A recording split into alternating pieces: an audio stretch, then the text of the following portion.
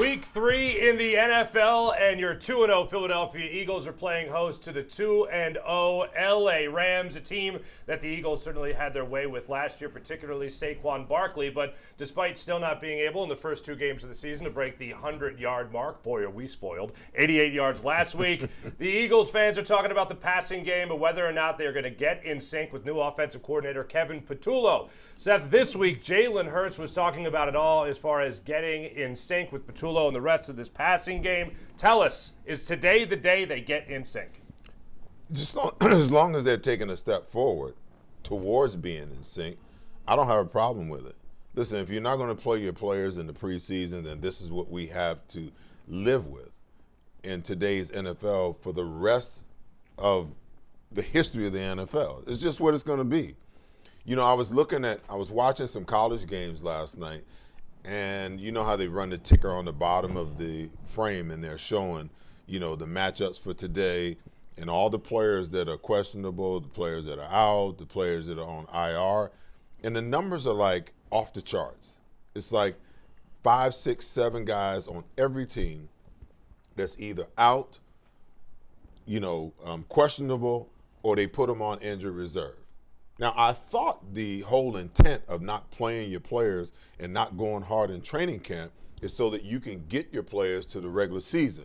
Well, apparently that's the only damn thing that they're doing is getting them to the regular season, because I guarantee you there's 5 to 10 guys on every roster that's hurt within the first 2 weeks of the season, okay? So I don't think that whole theory works. I think the way that they practice and the way that they don't play games in the preseason does 2 things. It sets them up for injury, and it sets them up, you know, to be lackluster at the beginning of the first 4 games of the season, you know. And I'm not saying they got to go out there and kill each other, but in order to tackle, in order to block well, in order to have timing and rhythm, you have to do things sometimes at full speed. That's tackling, that's the routes that you run, the blocking schemes, all of those things have to be done at full speed in order for you to get the rhythm so that you don't waste the first 4 weeks of the season. So all of this mayhem and all of this naysaying, and, you know, I get it. I'm sick and tired of it too, because the team is 2-0 and we should be far enough along in our fandom, if you will, to know that this is the new NFL and this is how it's going to work and this is how it's going to operate, D-Gun. When you look at the volume of injuries, the multitude of the injuries occur in the first 4 weeks of a season because of the lack of game reps and because of the lack of a strenuous practice session and training camps like he was accustomed to, like I was accustomed to going to Lehigh and watching Andy Reid with their two-a-days, rigorous two-a-days. And then all of a sudden you notice once their bodies start to get acclimated to the violent crashes, to the extenuous amount of physical energy they exert, a lot of the major injuries subside after that first four weeks of a season. But you talked about, will this be the day that the Eagles get the passing game going? And I posted on my social media account earlier this week, I believe this is the week Saquon Barkley cracks the century mark for the first time in the season. Why? Because the Rams up front are still a smallish front. Their biggest D lineman is 5'10", Poona Ford, 310 pounds. After that, everybody else is 260, 275, 285.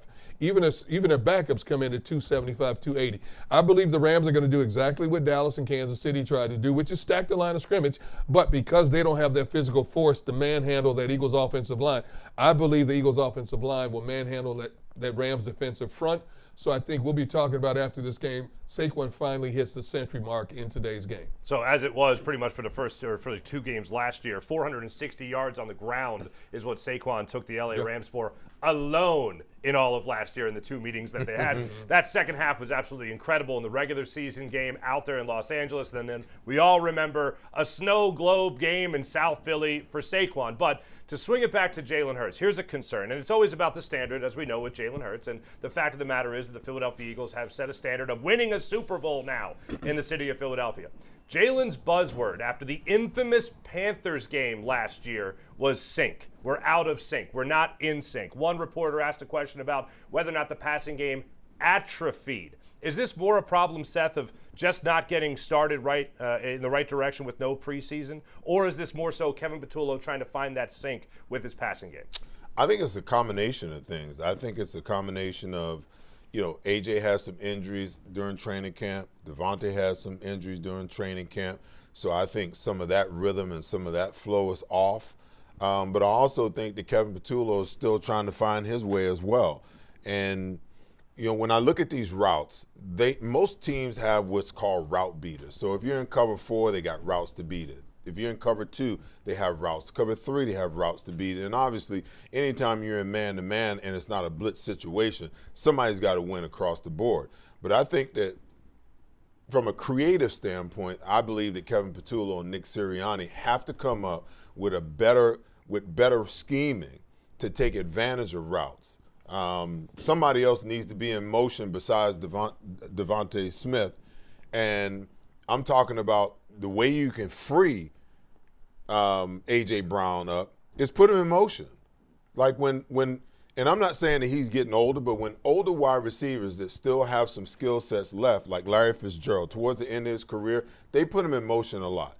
You put him as X on the backside, the lone side of a formation, guess what? He can beat anybody one-on-one when you're young and spry. And I'm not saying that A.J. Brown is old. I need to preface that because y'all will take that and run and throw it out there. Seth Jordan said A.J. Brown is old. But what I'm saying is you move a guy like that to get him, to help him create some space.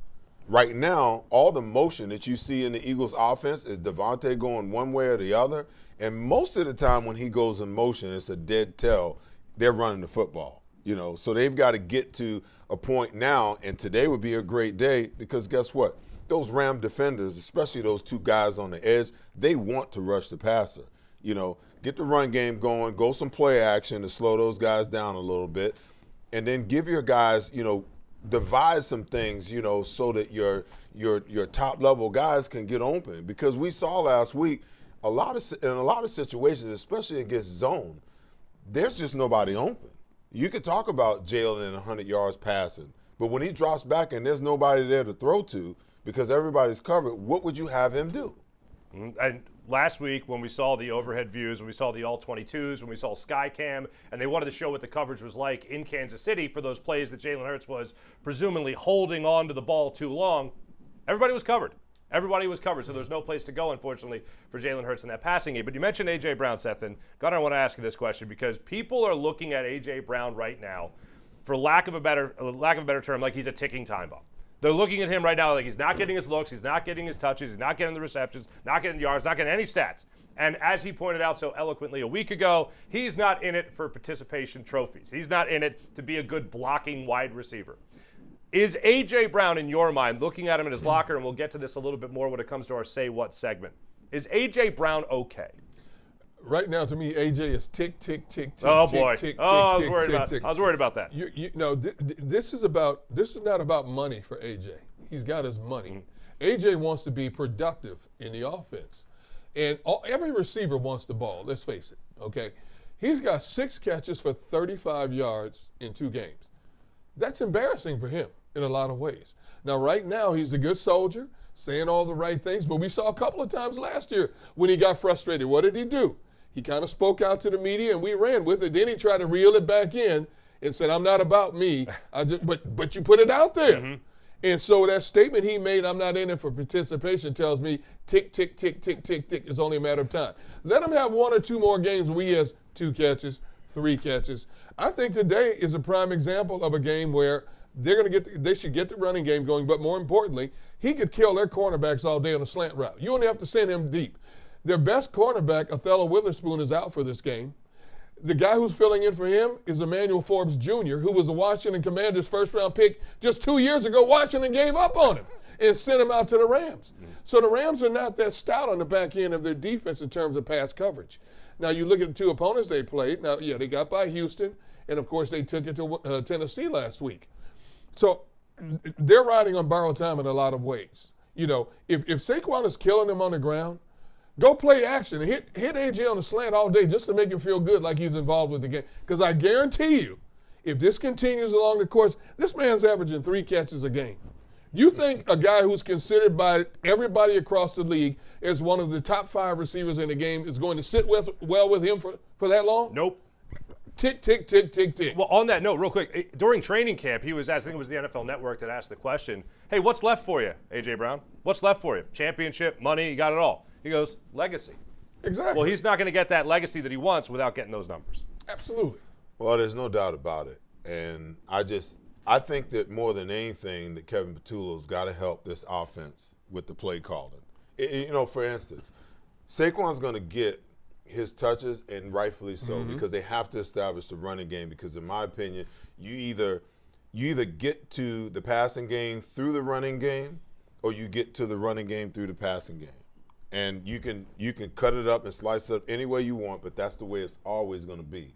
I just feel like, when I'm watching defenses, the trend now is anytime you got two high safeties, teams realize you got a six-man box. Unless you take your slot corner and you reduce his split and you bring him closer to the box, now you've effectively created a seven-man box, okay? But with a six-man box, that means that you're man-to-man across the board.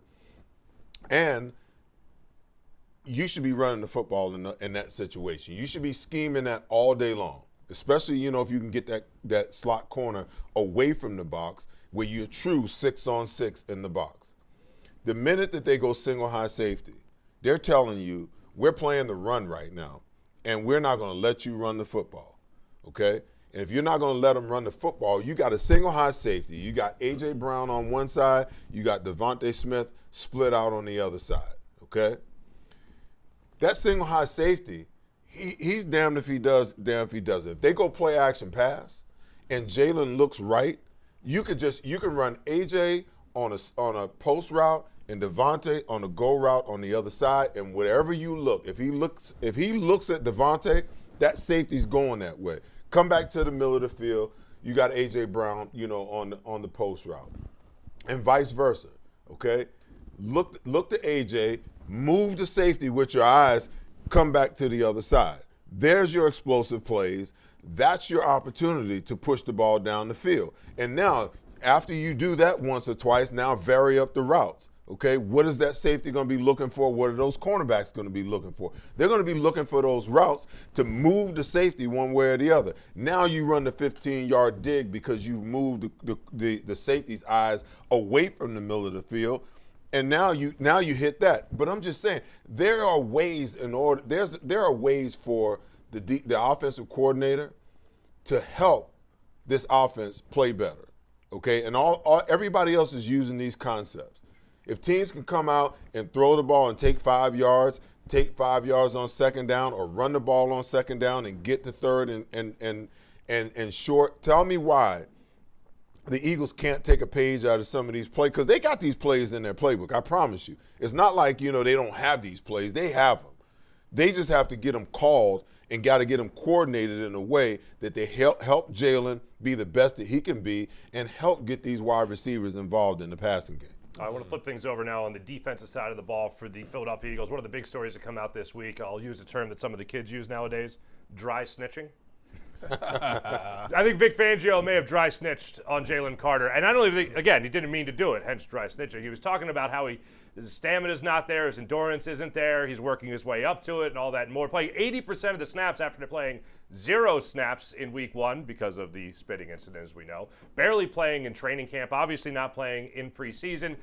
Is this a non-story, Seth, or is this a big story that Jaylen Carter might have been a little bit sluggish despite, again, playing 80% of the snaps against the Chiefs? I got 2 points to make. The first one is, you're expected to play. Like, I'm not one of these people that buy into this, he's only got to play 60%. We got to load manage him. You had an extra week off. So you should have been running, getting some extra cardio in, knowing that you didn't get the game time, and that speaks to, if he's a little out of shape, that speaks to his training and his endurance and, again, how they work in training camp, okay? Because you don't get in shape, you get in shape to a certain extent in the offseason.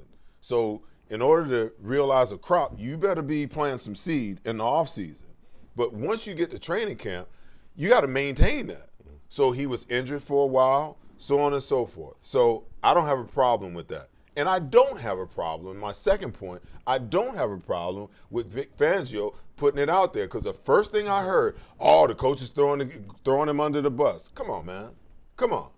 You know, if he ain't in shape, the truth is the truth. So why in the hell are we so bent out of shape about the fact that he stated the truth? If he's not, and then I saw when Nick Sirianni tried to come back, you know, and try to smooth it over. No, he's out of shape. If he's out of shape, there's nothing wrong with the coach calling that out and making that a point. Because you know what? I guarantee you he did some extra cardio this week. I guarantee you he got his ass on the bike and rode, you know, for a couple of days this week. There's nothing wrong with that. I don't understand why people get so bent out of shape with coaches holding their players accountable. And Vic is old school. I hope he does it more. Well, real quick on that, mentioning Nick Sirianni trying to reel it back in for a second, I think Vic realized what he had said, and because there was a follow-up question that he kind of just gave a little answer on. Then 2 questions later, somebody else called back to it, and he was like, hold on, guys, just wait a second here. The guy hasn't played. He hasn't played. You could get in all the greatest shape possible, but if you're not playing, you're not going to get in that football shape, according to Fangio. Yeah, but you know what? It's old school versus new school style coaching. These new school style coaches, they want to pat the kids on the back nowadays and just keep boosting them. You know, hey, you know, even when they stink, you know, we're just going to say the right thing because we don't want to cause any controversy and get inside the young man's head. Vic Fangio said, no, time out. These are grown men making 7-figure incomes. This is not college football anymore. You're a businessman. You're a professional athlete, but you're a businessman working for one of the most powerful corporations on the planet. We expect from where we drafted you, we expect high expectations every time you step on that football field. And if you're not up to par, it's our duty to tell you this. I have no problem with that. I wish there were more Vic Fangio coaches in the National Football League. They barely exist. They're the dinosaurs of the NFL now because of the new mindset. I can't tell you, and I've said this last year and I'll say it again, I can't tell you how many former players have told me they would never coach in today's game because you need 53 psychiatrists for different players. One coach cannot just mentally coach all these players like they used to. There's so much emotional roller coaster with these players today. It's ridiculous. And you look across the league. Players hold out because they're not getting their money. Players pout because a coach called them out or they're not getting the football enough. Back in the day, you didn't see that all the time. You kept your feelings within as a player and you got your butt out on the football field. You played the game. You talked about your problems with teammates, your agent, your spouse, significant others. But nowadays, every week somebody's pouting about something across the National Football League and coaches have to put out the fire. Vic Fangio said, yeah, what the heck with that? You're a grown man making a 7-figure income in the most glamorous sport on the planet. Get your butt up to speed. We need you to be up to speed every week. All right. Now, well, what I'll say is, first of all, Vic, don't ever change. Just be you. Right. Don't ever change. Because any player, in my opinion, that wants to be great wants to be coached hard. The ones that don't want to be coached hard, did you look at that Miami defense? I think it was on Monday night. Did you look at those players? That's the remnant that Vic Fangio left in Miami that did not want to, they didn't want his type of coaching. They stink, okay?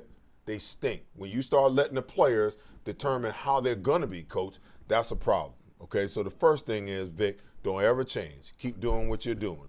And again, like I said, as a player, I wanted to be coached hard. And I think one of the hardest things in coaching that people don't really realize is that if I'm a linebacker coach and I got 8 linebackers in my room, that means that I've got to learn 8 different personalities and 8 different people.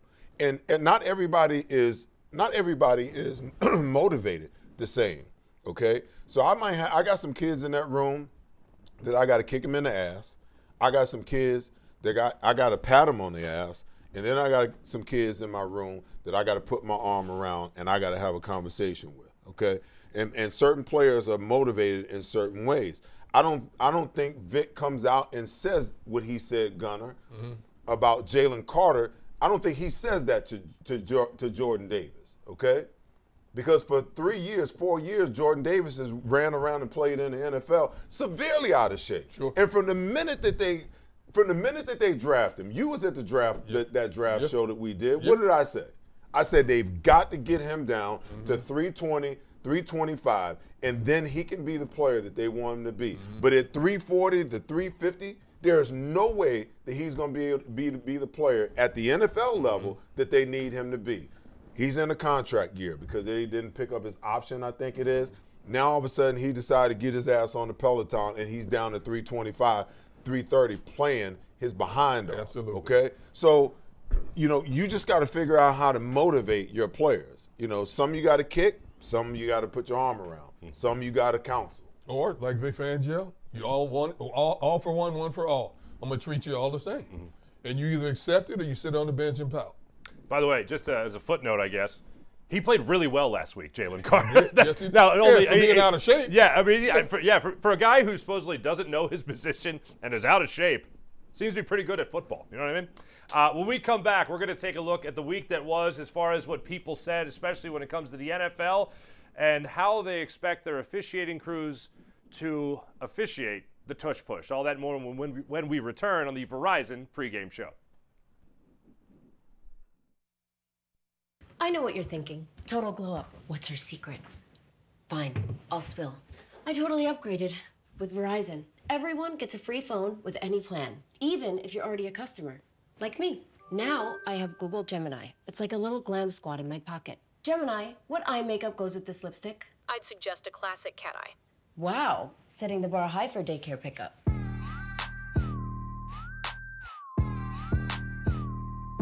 Get in on this. There's a number on the screen. There's a number on the screen. There's a number on the screen.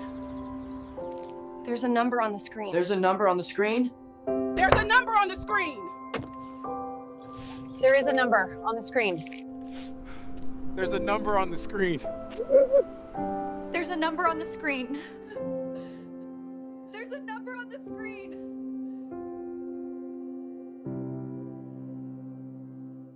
Since 1893, Weber Display and Packaging has been Pennsylvania's leading manufacturer of corrugated packaging and displays. We're family-owned with 4 Philadelphia locations, 2 converting facilities, a warehouse, and a fulfillment center. Designed through delivery, we exceed customer needs. Weber Display and Packaging. Our core values drive everything we do. Come join our team. This upcoming segment brought to you by Verizon. All week long, the NFL keeps their coaches, keeps their players talking, and this time around, even the NFL was speaking, as a matter of fact. In our first Say What segment, Gunner, I know you saw this. I think the world saw this, the NFL world, that is.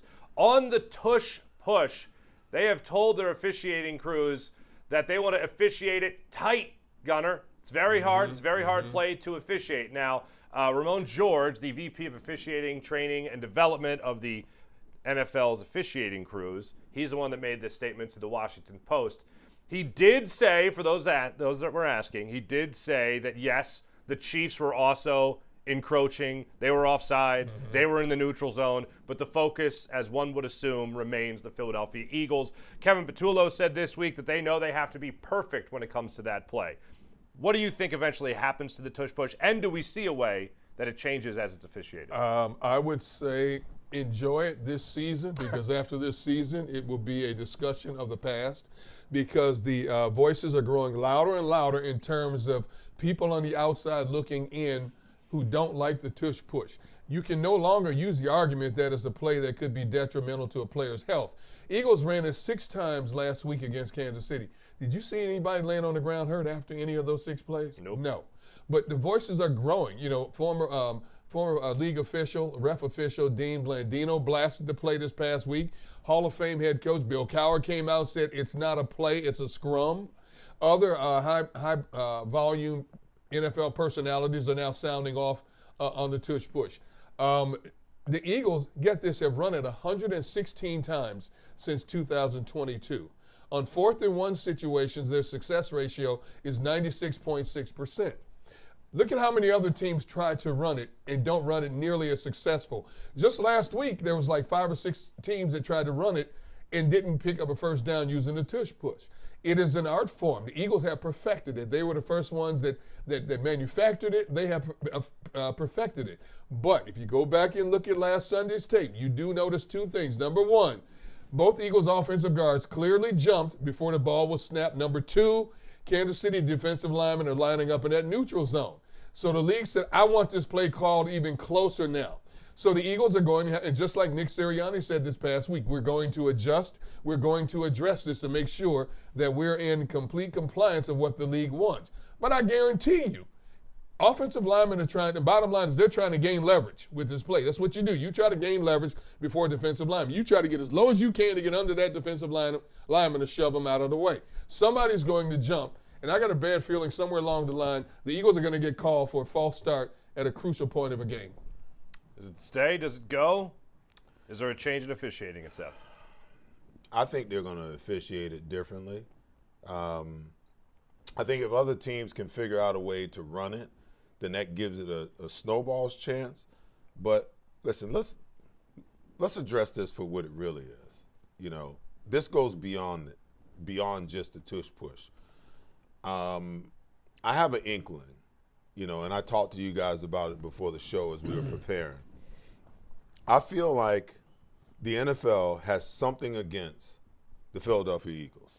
Like they don't like the Philadelphia Eagles for some reason. You can look at the fines that were handed down this week to Big Dom DeSanto, to Saquon Barkley. Every running back in the National Football League, when somebody comes to tackle him, he goes to make contact, lowers his head. Saquon, $47,000. For doing what every running back in the National Football League does, okay? Then the real clincher for me that the league has something against the Philadelphia Eagles. If you go back to the Super Bowl, the trophy presentation last year, and even leading up to the Super Bowl, how not only were Kansas City and the players and coaches talking about the dynasty, the three-peat, but even Roger Goodell made light of it before the game, And when he had to present that trophy to Jeffrey Lurie, the manner in which he did it, he didn't say congratulations, and had a smile on his face. He was like, here, take this trophy back to Philadelphia. Now, if you don't believe me, go back and watch the trophy presentation. And I'm quoting him verbatim. Like, you're the commissioner of the National Football League at the biggest game, the biggest spectacle of your league. And you're not happy for one of the 32 owners?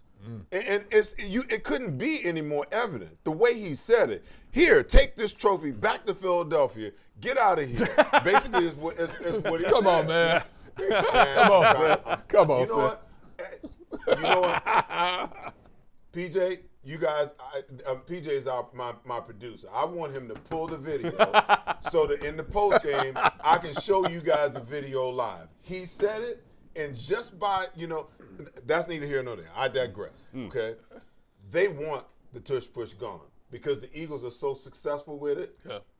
And I think that Jeffrey and Roger have this thing where they don't see eye to eye because I think the Eagles, from a social standpoint, have their own stances about things that they believe in. It doesn't match up with what the league believes and how the league sees things. And I just think they got it out for the Eagles, plain and simple. And, you're right, D-Gun. After this season is over, the tush push will no longer be a talking point. Here's the way I see it. Now Mark Murphy was a former president CEO of the Green Bay Packers, started this. As of July, he retired. Green Bay Packers have a mandatory retirement age of 70 years old. He's the one who started this and got the ball rolling, so he's no longer there. So somebody else is going to have to pick up this mantra now. The only way I see the tush push surviving is if nobody wants to step forward and be that person to carry the baton to try to get it out of the league after this particular season. But I said it before, and I reiterate what Seth just said. I do believe this is the last season we're going to see the tush push. Saquon Barkley fined $46,000 plus for lowering the helmet. Seth, we talked about this before the show. Ever since they implemented this rule, what's the first instinct of a running back? Protect your body. How do they start doing that? Upon contact, you lower your shoulder and your helmet. Doesn't get called. All of a sudden, Saquon gets called. As I just posted on my X account a few minutes ago, Dom DeSandro, who is the head of security and a coach, gets fined $75,000 this past week for texting from the coach's box area during the preseason game against the Jets. Everybody texts during a game, but yet he gets singled out and gets fined $75,000. The team appealed it. The appeal was denied. Here's the bigger thing that just blows me away when it comes to handing these fines down. Who handles the fine situations in New York? Former Eagles, Troy Vincent, John Runyon, James Thrash. Wow. Think about that. Wow. 3 former Eagles are at the head of administering fines across the National Football League. And yet they're always getting Eagles for stuff they don't get other teams for.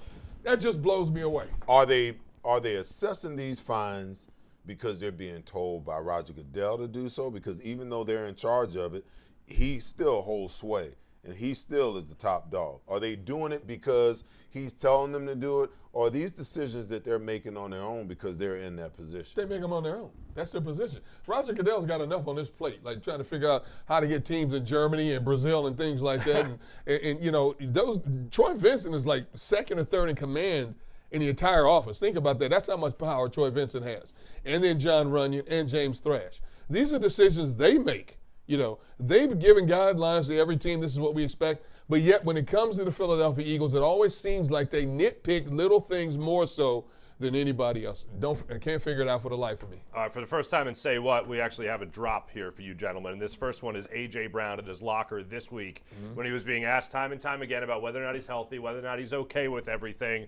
And Emmanuel Forbes, who you mentioned earlier, Gunner, is a guy that A.J. Brown has just done phenomenal against throughout his career. And he's asked the question by the media about stacking up against Emmanuel Forbes again this week.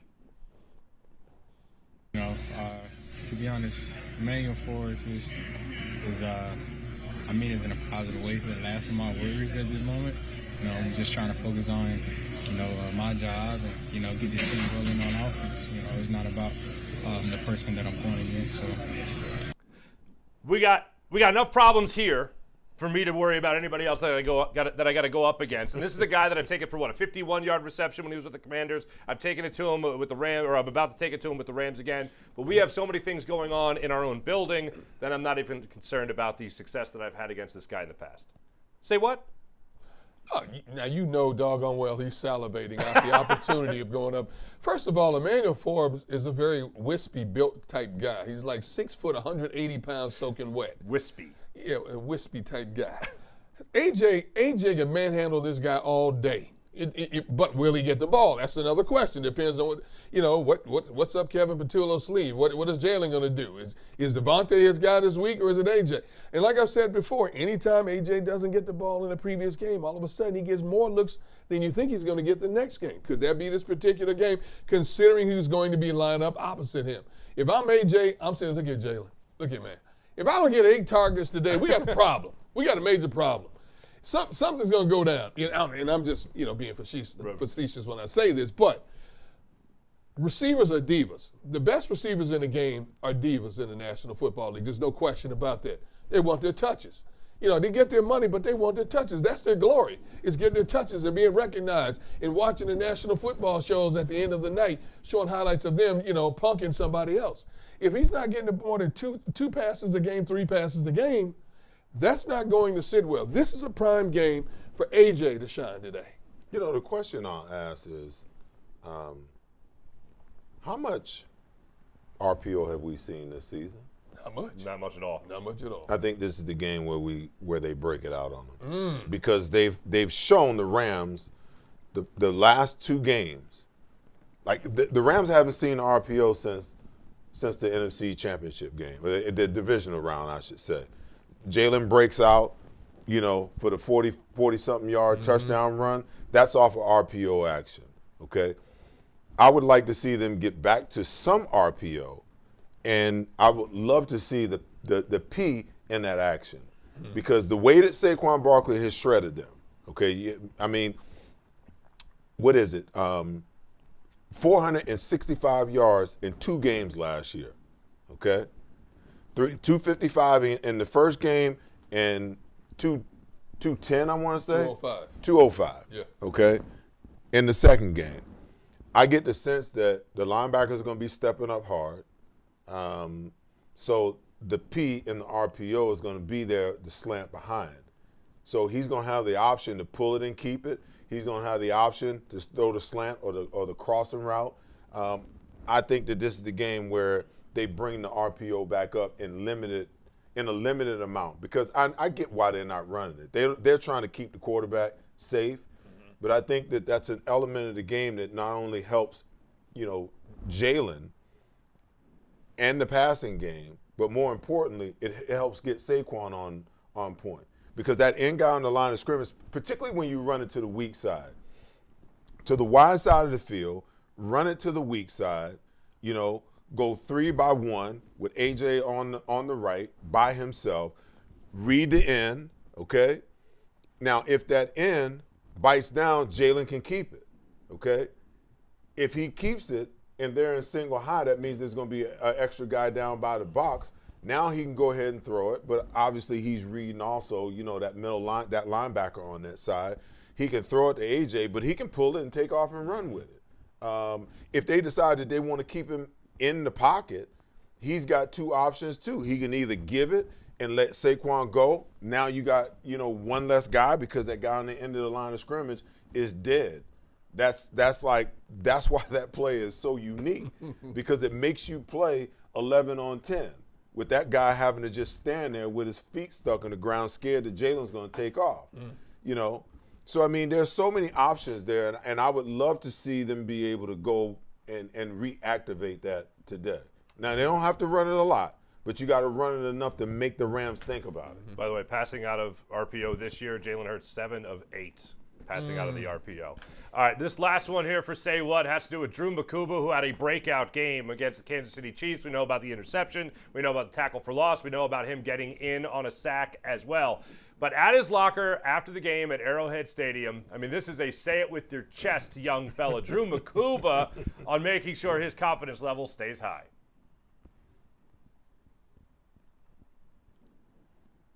As I play and as I make the plays that I make and be in a position, I feel like I gain more confidence just being out there and getting comfortable. And I feel like sooner or later I'm going to get really, really comfortable, and it's going to be scary. How about that, Seth? Young player being confident as heck, man. I love it.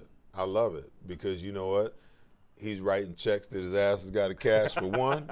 And I love the confidence, because if you don't believe, there's an old saying, whether you believe you can or you can't, you're right, okay? So you might as well believe in yourself, and you might as well have the confidence. And you can see he's got the confidence. What he's telling you is that I'm still digesting this playbook, and I'm still digesting everything that goes along with it and how you communicate D-Gun with everybody across the board. That's right. And when I figure it out, because I am a playmaker, it's going to get real interesting. I have no problem with it. Listen, when they drafted this kid, my draft breakdown on him after they drafted him, I said he is like C.J. Gardner-Johnson, but with better hands. Now, everybody talked about the size, okay? He'll hit you. He's a playmaker. And to Nick Sirianni's point, he's always around the ball. That's right. Okay? So once he figures it out, I agree. He's going to be dangerous, Someone once told me, and Seth, correct me if I'm wrong, football at this level, 85% mental, 15% physical.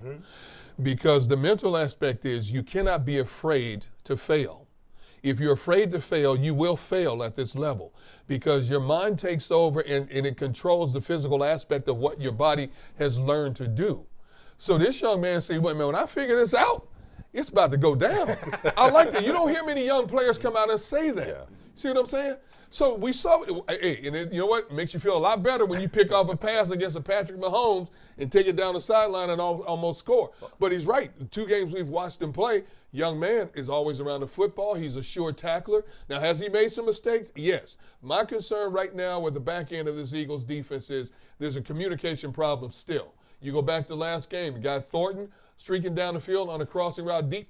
Patrick missed him. Later hit him for a touchdown.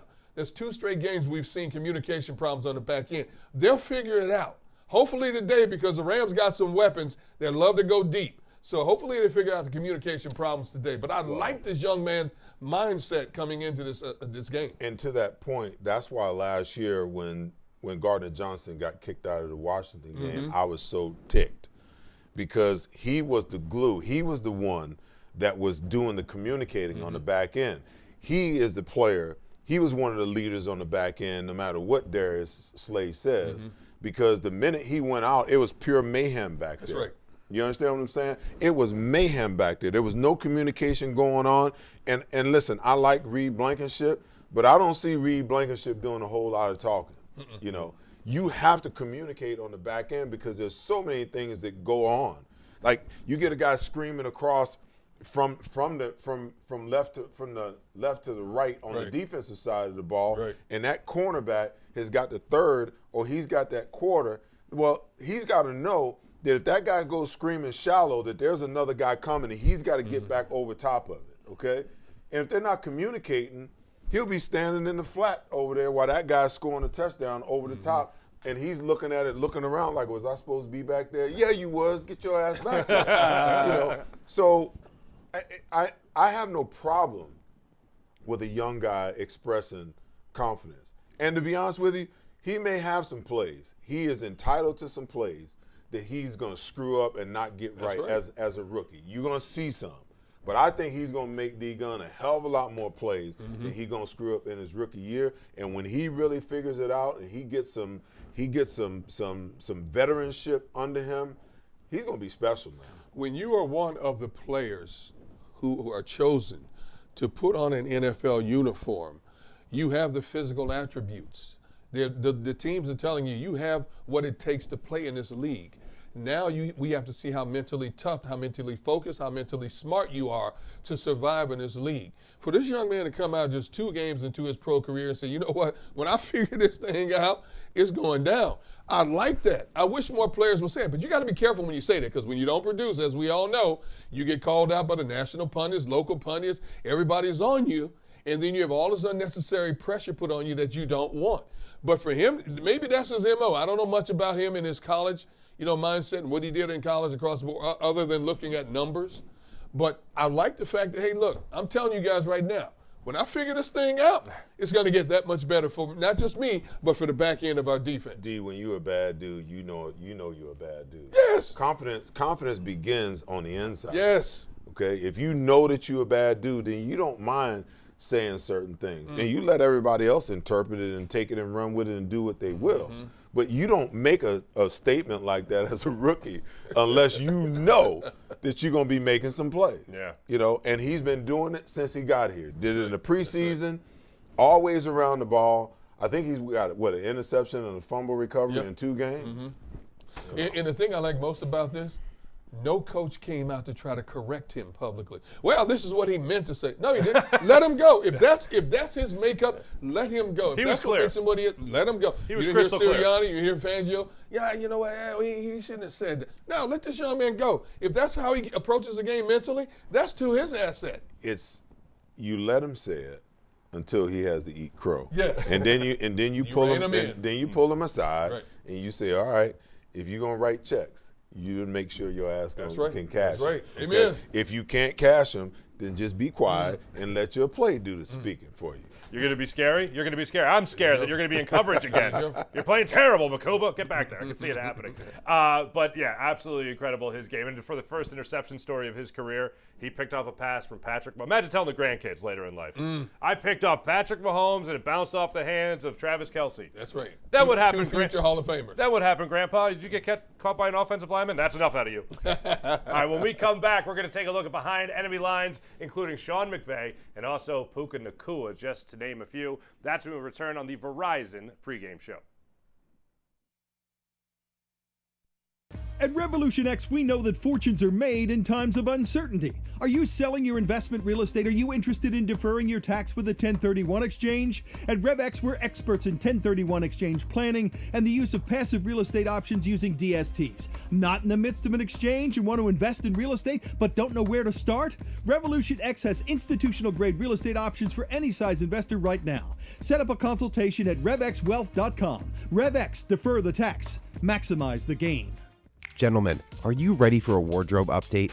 Introducing Divine Nine's Custom Menswear, your clothier for truly unique, custom-made threads. With Divine Nine, you can design your own one-of-a-kind suit, jacket, slacks, shirts, golf pants, and shorts, perfectly handcrafted by our skilled artisans who will bring your vision to life. Prepare to stand out from the crowd with Divine Nine's Custom Clothier, official clothier of Seth Joyner. Custom clothing made for you. If you understand that success is built on trusted relationships and dependable performance, Mid-Penn Bank is the right bank for you.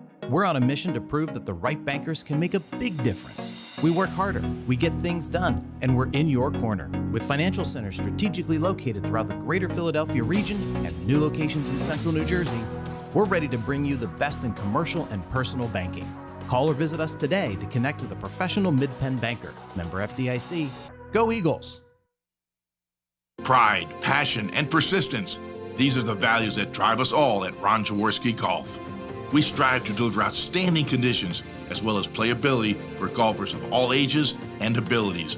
Our championship golf courses offer a variety of challenges from a link-style walk along the river to an escape into the pines and everything in between.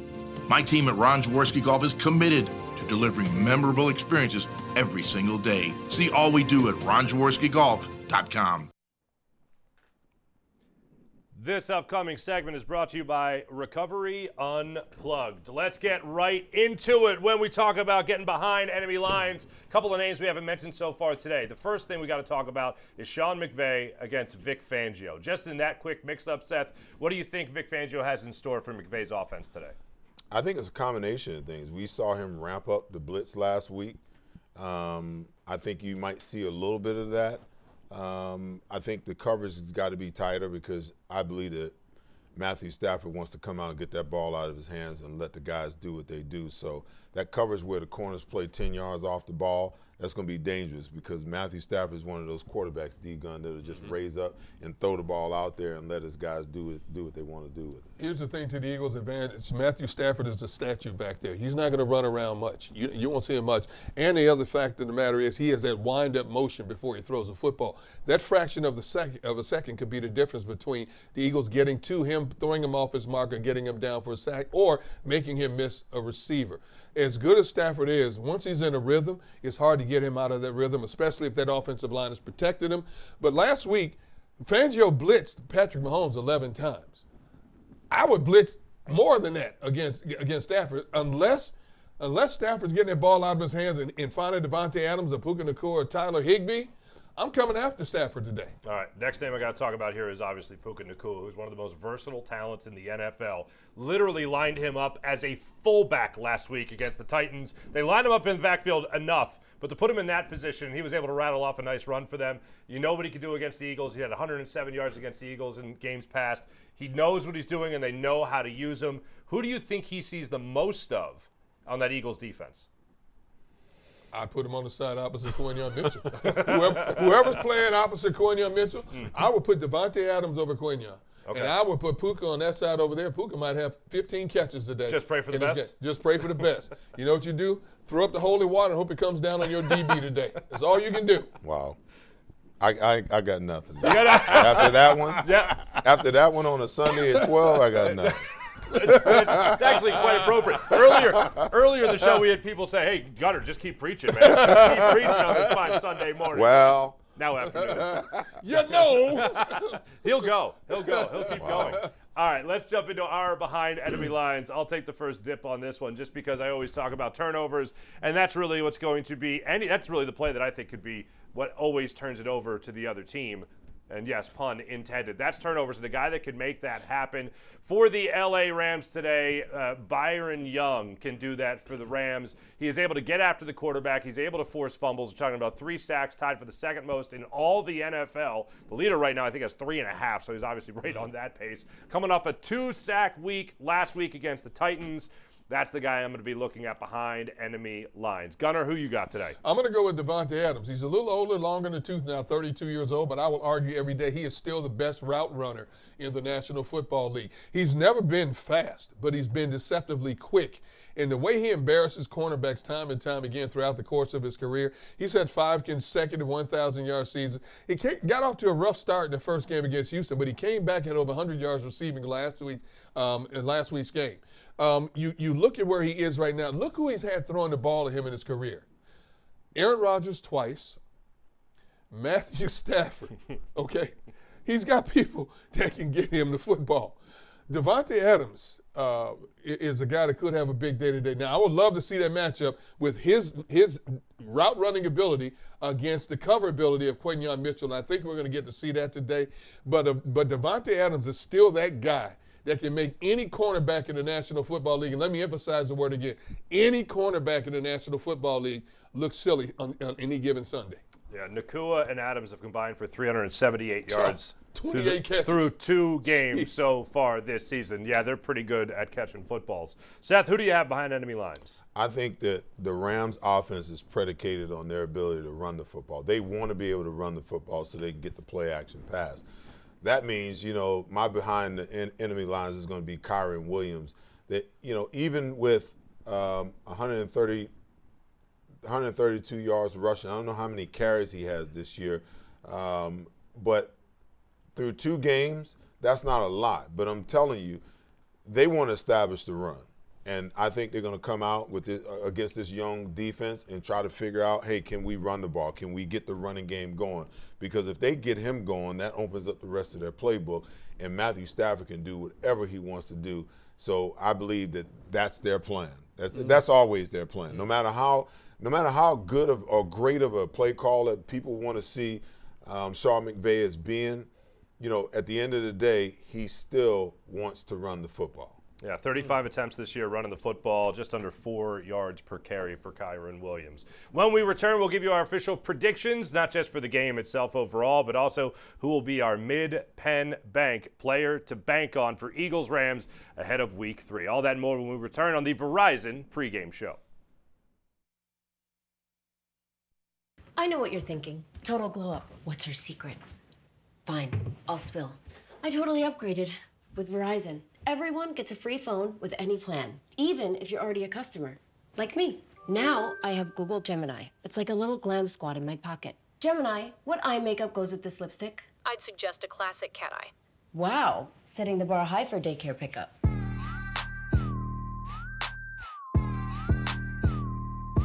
Get in on this. There's a number on the screen. There's a number on the screen. There's a number on the screen. There's a number on the screen. There's a number on the screen. There's a number on the screen. There is a number on the screen. There's a number on the screen. There's a number on the screen. There's a number on the screen.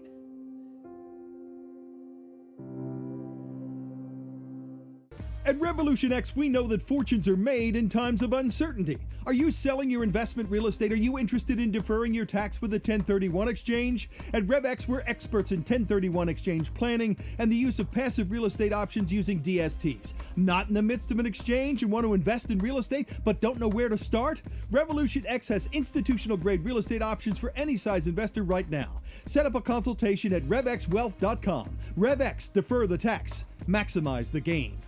Gentlemen, are you ready for a wardrobe update? Introducing Divine Nine's Custom Menswear, your clothier for truly unique, custom-made threads. With Divine Nine, you can design your own one-of-a-kind suit, jacket, slacks, shirts, golf pants, and shorts, perfectly handcrafted by our skilled artisans who will bring your vision to life. Prepare to stand out from the crowd with Divine Nine's Custom Clothier, official clothier of Seth Joyner. Custom clothing made for you. This upcoming segment is brought to you by Weber Display and Packaging. All right, in this segment, let's get into it when it comes to Philadelphia Eagles players to bank on for this one. We've talked about Saquon Barkley. We've talked about A.J. Brown. We need to see some more production from both those players and also see the Eagles defense allow them to be productive in this offense. Defensively, we've talked about Jaylen Carter, Jordan Davis, and obviously Drew Makuba as well. Gunnar, who's your mid-pen bank prediction for your player to bank on? I'm taking the easy way out. I'm saying this is the day for Saquon to shine. Against that smallish Rams front, I think the Eagles offensive line impound them in submission, control the clock, keep Stafford and that offense off the field. I'm going to take Saquon. It's an easy choice. Saquon Barkley, 460 yards last year against the Rams in total. Those are pretty good numbers. Who do you got? You know, we expect for Saquon to explode today. They couldn't stop him last year twice.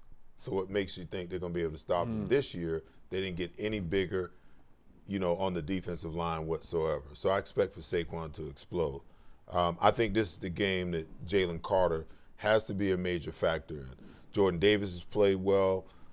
Moro Jomo has played well. Everybody's played well. Then you got the addition of Zadarius Smith last week that gets a half a sack, comes in, makes a couple of key plays. But this defense, no matter how many pieces and players they have around it, the focal point is always Jaylen Carter and what he does. Okay, they've got some offensive linemen that are injured this week on the Rams side of the ball, and I expect for Jaylen Carter, after being called out, for being out of shape, to show up and show out today. All right, I'm going to say today is the day that A.J. Brown walks off the football field, not only feeling good about a win, but his contribution to the win. Just last year against the L.A. Rams, despite Saquon Barkley going off for 255 yards in Week 12, you also had 107 yards through the air, 109 yards through the air for A.J. Brown. So I think A.J. Brown is the Eagle that shines today, and I'm banking on it for this game. As far as our official predictions, take the first bite of this one for you guys. I do have the Philadelphia Eagles winning this game. I think it's going to be a close game. I don't think this is going to be an easy game. I think you're looking at a 27-24 victory for the Eagles. Early run by Saquon Barkley. He ends up finishing off the game, but in between, A.J. Brown shines. 27-24, Eagles win the game. Gunner. Sean McVay is 0-3 versus the Eagles, and it's eating at him. I got a feeling he's going to come up with something creative today. And the addition of DeVonta Adams to an already potent offense makes that team that much more dangerous offensively. In 18 out of the 19 games the Eagles have played, including the 2 this year, the Eagles have held every opponent in the 18 games that they've won to 23 points or less. The one game that did not was in the Washington game. Washington scored 36, and that was when Jaylen went out in the first quarter with a concussion. I got a feeling this game is going to be a little bit different than we're all anticipating. Hold it down. I'm taking the Rams 27-24. What? I'm taking the Rams 27-24. Give him another close-up right quick. I'm taking the Rams. I want everybody to see his face. I'm taking the Rams 27-24. Now, I don't want to do it. I wish we could put a graphic up on him right now and put a little dunce cap. I'm with everyone in the chat that says you need to regrow that mustache. I am with everyone in the chat that says you need to regrow the mustache. The mustache had nothing to do with the Eagles' success It last had year, everything nor to do with them winning the Super Bowl. Nothing. I think it was the beard. Now that I look at it. Hey, this beard has been well kempt. Okay, hold on. Are the Eagles 2-0 this year? I've had this beard for like 10 years. Are the Eagles 2-0 this year? Actually, you might be right. Have I had the mustache this year? Yes. No. What? The first 2 games, no. Oh, last year they were 2-2 at the break, at the bye. Okay. They're 2-0 right now without the mustache. They won 10 games in a row when you regrew the mustache. I tell you what. If Seth grows a mustache, I'll grow one. Never happened. See? Never happened. Seth, what do you got? You know what, D-Gun in the chat. People going nuts. You getting killed in the chat. I don't care. I don't care about that. Jack Straw said, Gunner, I'm disappointed in you. Jack, I agree. I'm disappointed in him too. Listen, this is going to be the Eagles' sternest test to this young. They got some players, and they got a Hall of Fame, a future Hall of Fame quarterback who has proven that he could get it done week in and week out. I think it's going to be a close game, because I believe that the offense, will find some traction today and start moving in a positive direction. And as well as the defense is played, I'm not saying that the Rams are going to come in and light them up, but the Rams have the ability to score some points. And I just feel like, this is going to be their sternest test to date.